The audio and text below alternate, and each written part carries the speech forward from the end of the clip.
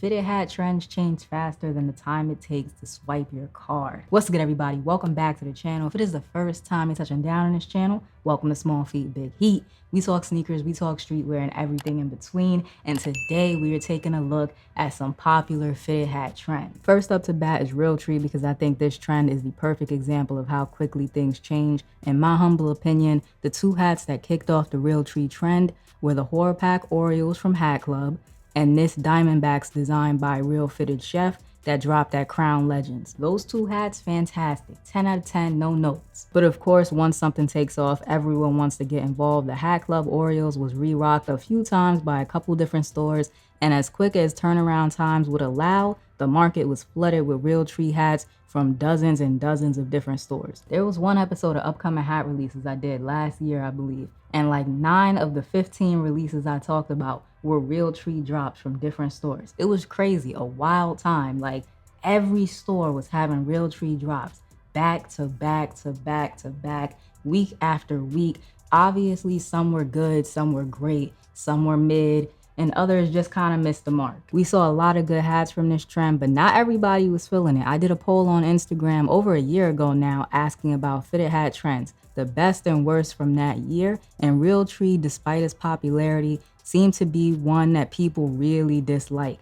Some folks called them hunting hats, others just thought the pattern was downright ugly. Personally, I think the best thing about that Realtree material is that no two hats are gonna come out the same. The way that that pattern lays on the hat is gonna be different every time. So you could order the same hat that I order, and yours could have more branches in the pattern, mine could have more of those big green leaves, and you get like a nice balance of brown and green depending on how your pattern lays on the hat. I think that's dope, but I also recognize that Realtree, or just camouflage in general, is not a pattern that I'm gonna reach for again and again and again. So I copped 2 Realtree hats. I'm thinking about getting a third. I have my eye on one, and that's gonna be it for me. There's some people out there that filled up whole duffel bags of Realtree hats. To each his own. That's what makes collecting fun. On to the next trend, the sneaky two-tone. Not to be confused with the two-tone.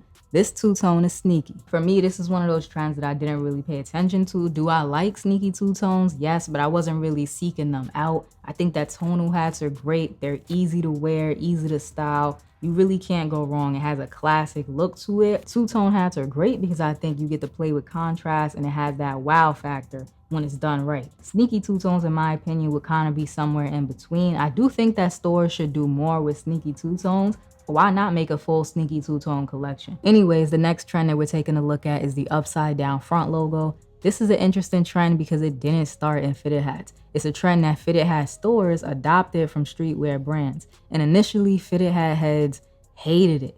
Obviously, not everyone, I can never speak for everyone, but most fitted hat collectors did not like it when stores started messing around with their favorite front logos. And because a lot, if not most, fitted hat collectors are MLB fans or want to rep their city, it made sense that this trend caused a lot of friction when it first appeared. Just think about it. You're a Red Sox fan. You've been a Red Sox fan since birth. You're not going to take kindly to some fitted hat store flipping your favorite Red Sox front logo upside down for the sake of fashion. It could be bad luck for the team. It could be bad juju, bad vibes. You never know. Or if you're someone that's born and raised in LA, why would you ever want to flip the Dodgers logo upside down?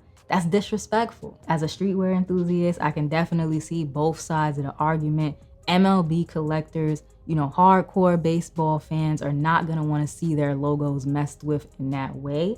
While I think streetwear fashion heads are not too attached to these logos, and so it doesn't bother them in that way, seeing them manipulated, flipped, and all types of stuff, split in half. All types of stuff that people are doing with these different logos in fashion right now. Kill the Hype started this upside down front logo trend, and I'm still a big Kill the Hype fan. I also love to see an upside down Diamondbacks logo every now and again.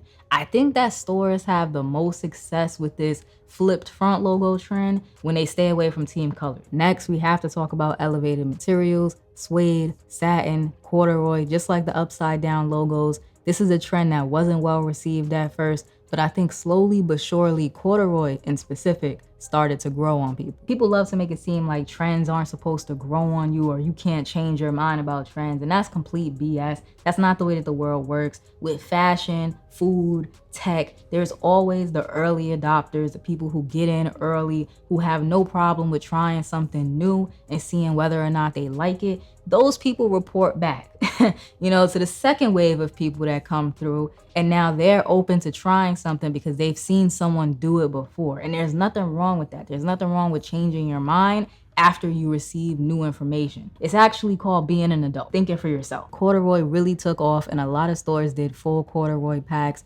two-tone corduroy packs. Corduroy, just like Realtree, was having its time in the sun, and then stores started to introduce satin.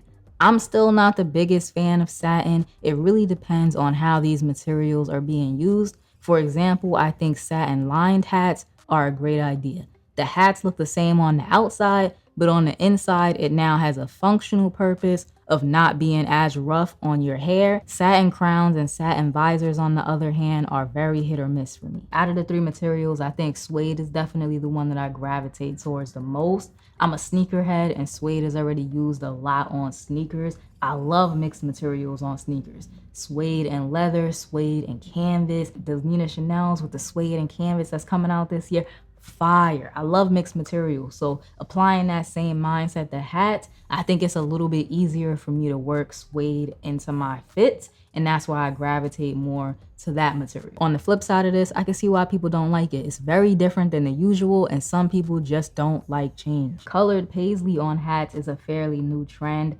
Paisley was a very big trend in streetwear for like 2019, 2020. It really took off. So I'm not surprised to see paisley being worked into fitted hats, but colored paisley really did take me by surprise. Now, these aren't being made at the same rate as Realtree hats or corduroy hats, but they are gaining in popularity. Right now, I've only seen this trend on NFL hats. I haven't seen any MLB hats that feature the colored paisley. Patterns on hats, I think, is something we're gonna see more and more of. Floral, tapestry, paisley, camo, animal print. There are so many things that stores can experiment with. I keep an open mind when it comes to all things fitted hats, sneakers, and clothing, and I like bright colors, but when it comes to the colored paisley on these NFL hats, I just can't get behind it.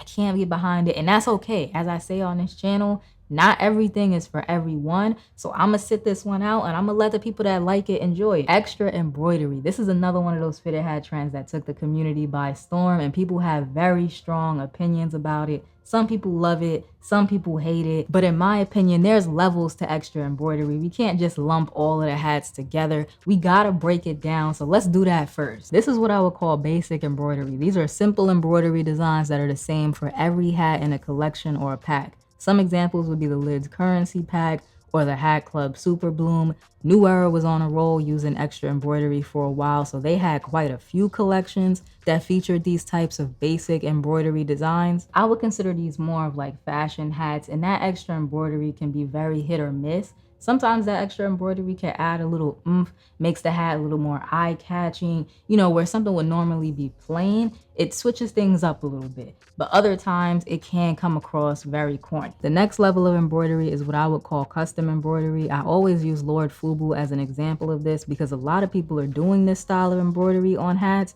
but he's mastered it. These designs are bigger, they're more intricate, and most importantly, every hat is not the same. The hats are different colors, they have different themes, there's variety, and I think variety is very important when it comes to this specific trend. So those are like your two ends of the spectrum. You have your basic embroidery and your custom embroidery. What I think works really well with the embroidery trend is a nice in-between. Hat Club did a collection earlier this year called the Cash Pack. All of the hats are different themes and different colors. Boom, we have variety. The embroidery also varies from hat to hat. There's small details that are different. I love details, I love storytelling, so the attention to detail in this pack is what made it stand out. I have this Yankees hat from Chrome Yankee Official. I don't think that he makes these anymore, but as you can see, black Yankees hat, gray UV, you got the white Yankees front logo on the front with the two chrome hearts accents. There's some embroidery on the back as well. Am I the only person with this Chrome Yankee Official hat? No, but there's not a lot of these out there.